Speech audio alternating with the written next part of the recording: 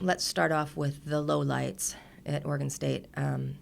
It just kills me every time we lose an athlete to an injury. In gymnastics, it's a difficult sport. And if you don't do it well, you set yourself up to get injured. But really and truly, when you are focused and you do gymnastics well, you shouldn't get injured. I always tell my athletes, do great gymnastics. Your body will feel fine. And with Achilles injuries, that's the one injury where it's, I can't think of one athlete that has torn or ruptured their Achilles doing something poorly, doing gymnastics poorly, or, having a mental lapse in their focus. So that's what is just so frustrating with Achilles injuries. And it's really hard having back-to-back. People are more up in arms about Lachelle because she was a bit more visible than Dana, but both of them were really coming into their own and feeling comfortable competing and doing great. And I wake up every morning and still go, really? Did this really happen? Yeah, it really happened. So that's hard. The highlights of the meet were that everyone from the student athletes to the coaches, the staff, our diehard fans realize and fully agree this was the best meet we've had this season. It's easy to do gymnastics well when everything's going well, especially when you're at home and you got the crowd behind you. But what do you do? What can you do when things aren't going well? And it started off before we even left. On Thursday, Sam Peshek couldn't move her wrist. She has an academic injury. She had a 3-hour midterm that she was writing, and she's got chronic problems with her right wrist anyway. And she woke up the next morning and it was literally frozen. And it didn't thaw. It didn't unfreeze. It still is frozen. So we didn't know what we had her on. Obviously, if you watch the meet, we spent the whole warm-up figuring out a routine she could do on beam for us that didn't take her wrist, putting her hand down. And Friday morning, Maddie woke up not feeling sick, but just feeling like she's starting to get sick. So we didn't know what we had her on. And we started our warm-ups. Also, we started the meet on balance beam, which our team was really excited to do. And that made me feel great, that they were excited to do something different and go in and show that we were a great beam team. And we did. We just had a great beam performance. Sam did fall on a gainer layout, which she did not need. But she was trying to figure out in her head, because she missed it in her series, full turn, seesaw, and gainer layout. And you could see her looking and trying to figure out if she needed to do the gainer layout because she wanted to make sure she had 8 skills in her routine. She wasn't trying to figure out her start value. And then she said she was going to turn and look to me to see if I was going to give her the heads up or not, if she needed the skill. But she said that would have been cheating. She needed to figure it out on her own. And that cost her. She had the fall. But for the rest of it, it was great. And went to floor, and Lachelle tore her Achilles in the warm-up on floor, the 3-minute touch. So, it was once again scrambling. And this actually came in, I'm sorry, I'm bouncing all over the place, but Lachelle has been wanting to compete in the all-around all year. That's her goal. And during the 15-minute warm-up, she was vaulting lights out. I mean, just near perfect vaults. And she was not in the vault lineup. And I went up to Chris and I said, I don't know who you're taking out of the vault lineup, but she's going in the vault lineup. And the same thing happened on bars. She was just lights out, ready to go. So she comes in on floor and warms up and tears her Achilles. And so then once again, we're scrambling to change the lineup up. After beam, I told Maddie, you're done. If you're not feeling well. She came off beam. She goes, I'm just not feeling well, even though she did a really nice routine. I said, okay, you're done. So we put ice on her. Lachelle goes down. She rips the ice off, starts warming up. She goes, I can go. So that's how the whole meet went. One thing after another. It was like How do you feel? How do you feel? I can't go. I can go. My ankle hurts. My this. Lachelle was not slated, not Lachelle, Elise was not slated to compete in the all-around. She was only on floor and beam. She ended up coming in on vault and bars and doing beautifully. So that's the reason why we all feel it was the best meet of the season. We just kept having these little explosions happening about every 5 or 10 minutes, and the girls just kind of stepped around them and just kept going. So it was an important meet for us. Vanessa was not slated to compete on floor. We were priming her to come in for this next home meet, but she has been doing floor routines in the gym. Not a lot, actually.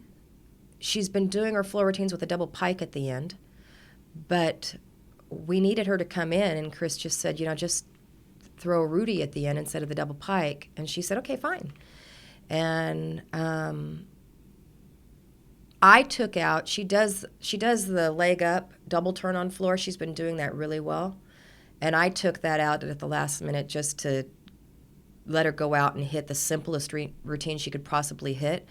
And in hindsight, I probably shouldn't have done that because she did a single turn and it was horrible. But she did well. She felt really good about it. She started tearing up and crying afterwards because she's finally back in the all-around. And it's been a long, long road since last year when she got injured. So that was nice.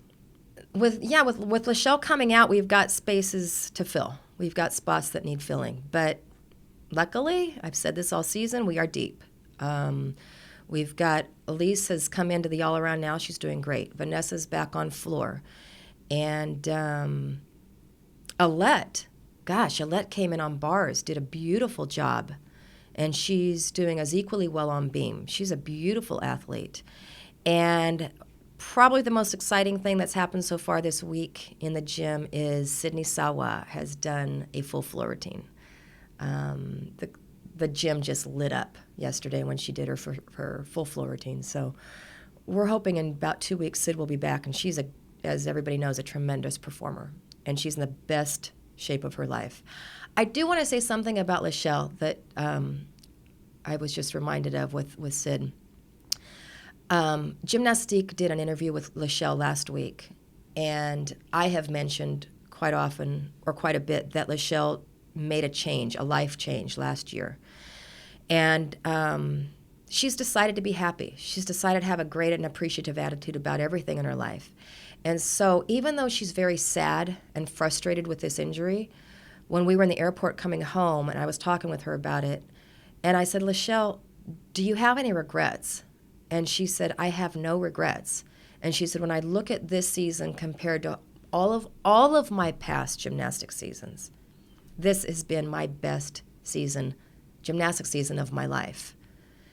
Even though it's finishing with a season-ending injury, she's got peace of mind because she has no regrets. And that's, one of the great life lessons that we try to teach her. And even though it's yucky and I still wake up every morning going, did this really happen? I'm happy for her that this happened after she has made that change, because had this happened last year, I don't know if she would come back.